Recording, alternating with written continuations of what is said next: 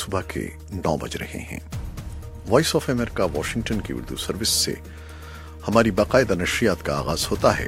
پہلے گھنٹے کے لیے میں ہوں آپ کا میزبان خالد حمید۔ کانگریس کو جمعرات کو باضابطہ طور پر آگاہ کرنے والی ہے۔ عالمی ادارے میں امریکی سفیر نکی ہیلی نے منگل کو ایک بیان میں کہا تھا کہ پاکستان کی جانب سے دہشت گردوں کے پشت پناہی بند نہ کرنے پر امریکہ پاکستان کو دی جانے والی $25 کروڑ کی امداد روک رہا ہے۔ روسی خبررساں ادارے نے خبر دی ہے کہ کم از کم 7 روسی طیارے شام میں باغیوں کی گولہ باری سے تباہ ہو گئے ہیں یا انہیں نقصان پہنچا ہے، اور امریکہ کے مشرقی ساحل کے ساتھ ساتھ تقریباً 4 کروڑ افراد سخت ترین سردی سے بچاؤ کی کوششیں کر رہے ہیں، جسے موسمی پیشگوئیاں کرنے والوں نے ایک بم طوفان قرار دیا ہے۔ اور سمندر کی تہہ کی کھوج میں ایک امریکی کمپنی نے 4 سال قبل پراسرار طور پر لاپتہ ہونے والے ملیشین ایئر لائن کے طیارے کی تلاش دوبارہ شروع کرنے کا عندیہ دیا ہے۔ اور وائٹ ہاؤس کی پریس سیکریٹری سارا ہکبی نے بدھ کے روز اخباری نمائندوں کو بتایا ہے کہ صدر ڈونلڈ ٹرمپ نے اسٹیو بینن کی نئی کتاب میں درج بیان پڑھنے کے بعد اپنی سخت برہمی اور مایوسی کا اظہار کیا ہے۔ یہ تو تھیں شہ سرخیاں ان خبروں کی جو ہم آپ کو اس 1 گھنٹے کے نیوز شو میں سنوائیں گے اور دکھائیں گے۔ اور اب چلتے ہیں اسلام آباد، جہاں ہمارے نمائندے ہیں محمد اشتیاق، اور ان سے اس خبر کے بارے میں پوچھ رہے ہیں کہ پاکستان میں قومی سلامتی پر پارلیمنٹ کی کمیٹی نے امریکی صدر ڈونلڈ ٹرمپ کے حالیہ بیان پر اپنے رد عمل میں کہا ہے کہ ملک کے عزت و وقار پر کوئی سمجھوتا نہیں کیا جائے گا۔ تو اشتیاق، آپ کے پاس کیا رپورٹ ہے اس کی؟ جی، آپ نے بالکل درست کہا کہ آج پارلیمنٹ کی قومی سلامتی کمیٹی کا ایک مشترکہ اجلاس ہوا، جس میں امریکہ کے صدر ڈونلڈ ٹرمپ اور دیگر امریکی اعلیٰ عہدیداروں کی طرف سے جو بیانات سامنے آ رہے تھے ان پر بیانات آ رہے ہیں۔ اس کے بعد پاکستانی عہدیدار بھی جواباً اسی طرح کے کچھ بیانات دے رہے ہیں، لیکن ساتھ ہی ساتھ حکومت کی سطح پر مشاورت کا سلسلہ بھی جاری ہے، جس میں اس بات پر غور کیا جا رہا ہے کہ امریکہ کی طرف سے اگر کوئی پالیسی میں تبدیلی کی جاتی ہے یا پاکستان کے خلاف سخت اقدامات کیے جاتے ہیں تو ان سے کیسے نمٹا جائے۔ اس سے قبل رواں ہفتے ہی قومی سلامتی جو کمیٹی ہے، جس میں اعلیٰ عسکری اور فوجی قیادت شامل ہوتی ہے، ان کا اجلاس ہوا۔ پھر گزشتہ شب کو وفاقی کابینہ کا اجلاس ہوا، جس میں یہ فیصلہ کیا گیا تھا کہ جو پارلیمان کی مشترکہ کمیٹی ہے سلامتی کی، اس میں بھی پارلیمانی لیڈر جو ہیں ان کو اعتماد میں لیا جائے۔ تو اسی سلسلے میں آج یہ اجلاس ہوا۔ اسپیکر ایاز صادق نے اس کی سربراہی کی، جبکہ وزیر خارجہ خواجہ آصف، وزارت خارجہ کے کچھ عہدیدار اور وزیر داخلہ بھی وہاں موجود تھے، جنہوں نے شرکاء کو اس تمام تر صورتحال کے بارے میں آگاہ کیا۔ لیکن اب تک جو اطلاعات سامنے آئی ہیں اور اس کے بعد اجلاس کے بعد جو اسپیکر ایاز صادق نے بھی کہا، ان کا بھی یہ کہنا تھا کہ پاکستان کی طرف سے ایک متوازن بیان آنا چاہیے، کیونکہ پاکستان انگیجمنٹ بھی امریکہ سے ترک نہیں کرنا چاہتا۔ یہ جو امداد بند کرنے کی بات ہو رہی ہے امریکہ کی طرف سے، اس پر کوئی رد عمل سامنے آیا ہے پاکستان میں، اور کیا حکمت عملی اختیار کرنے والے ہیں وہ لوگ؟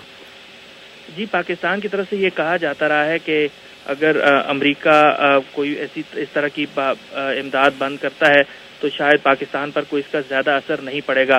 یہ وہ بیانات ہیں جو کہ حالیہ دنوں میں پاکستانی عہدیداروں کی طرف سے آ رہے ہیں، اور ان کا یہ بھی کہنا ہے کہ پاکستان امداد کا خواہاں نہیں ہے، لیکن ساتھ ہی ساتھ وہ امریکہ کے ساتھ تعاون جو ہے وہ بھی چاہتا ہے۔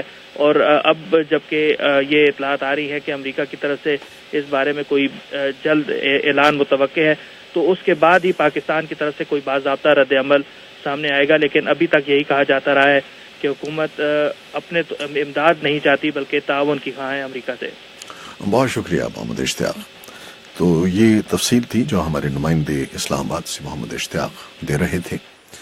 پاکستان امریکہ تعلقات میں موجودہ کشیدگی کے پس منظر میں واشنگٹن میں تحقیقی ادارے اٹلانٹک کونسل سے وابستہ ممتاز تجزیہ کار شجاع نواز نے وائس آف امریکہ سے گفتگو میں آئندہ ہفتہ اہم قرار دیا ہے۔ ان کے بقول اگر پاکستان کی فوج کے بعض عہدیداروں پر پابندی عائد کی گئی یا ان کے سفر پر پابندیاں لگتی ہیں اور امریکہ IMF ورلڈ بینک کے ذریعے پاکستان کے قرضوں پر اثر انداز ہوتا ہے تو یہ چیزیں مستقبل کے تعلقات کا تعین کریں گی۔ اردو ٹی وی کے لیے سارا زمان کے ساتھ ان کے انٹرویو سے اقتباس۔ حالات بہت نازک ہیں میرے نزدیک، اس لیے کہ صدر ٹرمپ نے نہ صرف ٹویٹ کی لیکن اب ظاہر ہوتا ہے کہ اس کو فالو اپ بھی کر رہے ہیں پالیسیز کے ساتھ، اور بہت سے ایسے اقدام ان کے ہاتھ میں ہے جو پاکستان کو کافی نقصان پہنچا سکتے ہیں۔ اب بہت ضروری ہے کہ پاکستان کو اپنے حق میں سوچنا چاہیے کہ آیا حقانی گروپ کی قیادت یا افغان طالبان کی قیادت جو امریکہ کہتے ہیں کہ بلوچستان میں ہے، ان کو واپس افغانستان بھیجا جائے یا ان کو پاکستان میں رہنے کی اجازت دی جائے، بجائے یہ کہ ڈبیٹ ہو اس پہ اب اقدامات انہیں کرنے پڑیں گے۔ نیو یارک ٹائمز کی ایک رپورٹ آئی جس میں یہ کہا گیا ہے کہ پاکستان کے پاس حقانی نیٹ ورک کا ایک آپریٹو ہے جو اکتوبر میں جب مغوی کینیڈین جوڑے کی رہائی کروائی گئی تھی تو اس کے دوران پکڑا گیا تھا۔ امریکہ اس تک رسائی چاہتا ہے اور پاکستان دے نہیں رہا، اس لیے پاکستان پہ دباؤ بڑھایا جا رہا ہے۔ کیا یہ پاکستان کے مفاد میں نہیں کہ وہ امریکہ کو رسائی دے؟ میں سمجھتا ہوں کہ ایسی باتیں جو ہیں، جو انٹیلیجنس کوآپریشن کی باتیں ہیں، یہ براہ راست CIA اور ISI کی ہونی چاہیے جیسے پہلے ہوتی رہی، بجائے یہ کہ پبلکلی ان کو ڈسکس کیا جائے، کیونکہ بہت سے ایسی چیزیں ہیں جس پہ پاکستان اور امریکہ ایک صفحے پہ ہیں۔ کیا شکل بنتی اب آپ دیکھ رہے ہیں 2018 میں پاک امریکہ تعلقات کی؟ اب اگلے ہفتے کے اندر پتہ چل جائے گا۔ اگر تو پاکستانی افواج کے اراکین پہ سینکشنز عائد ہوتی ہیں، ان کے ٹریول پہ سینکشنز عائد ہوتی ہیں، IMF، world bank, Asian development bank پہ امریکہ اپنا وزن استعمال کر کے اور پاکستان کے لونز کو روک دیتا ہے یا بند کروا دیتا ہے، تو اس سے پتہ چلے گا کہ کیا آگے ہونا ہے۔ دوسری بات یہ بھی سمجھیے کہ پاکستان میں الیکشن کا سال ہے، افغانستان میں بھی الیکشن کا سال ہے، تو یہ بہت بڑا انفلوئنس ہوگا جو فیصلے ہونے ہیں۔ میں تحقیقی ادارے اٹلانٹک کونسل سے وابستہ ممتاز تجزیہ کار شجاع نواز سے گفتگو کر رہی تھیں ہماری ٹی وی کی ساتھی سارا سامان۔ اور کچھ مزید خبریں۔ امریکہ کے صدر ڈونلڈ ٹرمپ کی حکومت پاکستان کو دی جانے والی امداد روکنے سے متعلق کانگریس کو جمعرات کو باضابطہ طور پر آگاہ کرنے والی ہے۔ برطانوی خبر رساں ادارے رائٹرز کے مطابق کم از کم 2 ارکان کانگریس کے معاونین نے بتایا ہے کہ امریکی محکمہ خارجہ نے بدھ کو ارکان کانگریس کو مطلع کیا ہے کہ وہ جمعرات کو پاکستان کی امداد روکنے سے متعلق باضابطہ اعلان کرے گی۔ رائٹرز کے مطابق تاحال یہ واضح نہیں ہے کہ امریکہ پاکستان کی کتنی اور کس مد میں دی جانے والی امداد روک رہا ہے، اور نہ ہی یہ علم ہو سکا ہے کہ یہ امداد کب تک کے لیے روکی جائے گی۔ عالمی ادارے میں امریکی سفیر نکی ہیلی نے منگل کو ایک بیان میں کہا تھا کہ پاکستان کی جانب سے دہشت گردوں کی پشت پناہی بند نہ کرنے پر امریکہ پاکستان کو دی جانے والی $25 کروڑ کی امداد روک رہا ہے۔ وائٹ ہاؤس نے ڈونلڈ ٹرمپ کے حکمت عملی کے سابق سربراہ پر سخت تنقید کی ہے، جن کے بارے میں بتایا گیا ہے کہ انہوں نے یہ کہا ہے کہ سن 2016 کے انتخاب کے دوران صدر کے بڑے بیٹے اور دیگر افراد نے روسیوں سے ملاقات کی تھی، جو بقول ان کے غداری اور غیر محب وطن ہونے کے زمرے میں آتی ہے۔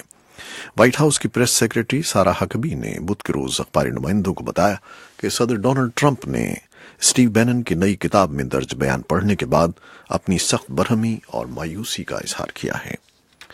روسی خبر رساں ادارے نے خبر دی ہے کہ کم از کم 7 روسی طیارے شام میں باغیوں کی گولہ باری سے تباہ ہو گئے ہیں یا انہیں نقصان پہنچا ہے۔ روس نے جب سے شام میں فوجی کارروائی شروع کی ہے، یہ اس پر بدترین حملہ ہے۔ 2 فوجی سفارتی ذرائع نے بتایا ہے کہ مغربی شام میں ہیمیم ایئر بیس کو جو بحیرہ روم کے ساحل کے قریب ہے، اس حملے کا نشانہ بنایا گیا، جس سے کم از کم 4 بمبار طیاروں، 2 لڑاکا جیٹ طیاروں اور 1 ٹرانسپورٹ طیارے کو اور اسلحے ڈپو کو نقصان پہنچا ہے۔ روس کی وزارت دفاع نے حملے پر تبصرہ نہیں کیا، جس میں 10 فوجی اہلکار زخمی بھی ہوئے ہیں۔ امریکہ کی مشرقی ساحل کے ساتھ ساتھ تقریباً 4 کروڑ افراد سخت ترین سردی سے بچاؤ کی کوششیں کر رہے ہیں، جسے موسمی پیشگوئیاں کرنے والوں نے ایک بم طوفان قرار دیا ہے۔ یہ بحر اوقیانوس کے ساتھ سب سے بڑا طوفان ہے۔ مشرقی امریکہ میں گزشتہ رات اور جمعرات کی صبح پہلی برف باری شروع ہوئی۔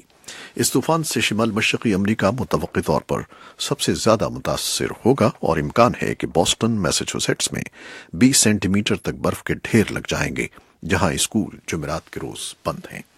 یہ تھیں وہ خبریں اور رپورٹیں جو ہم نے फेसबुक लाइव पर आपके लिए पेश की। वेबसाइट और रेडियो पर अभी हमारा ये शो जारी है, हमारे साथ रहिएगा। फेसबुक लाइव से इजाजत चाहते हैं। अल्लाह हाफिज।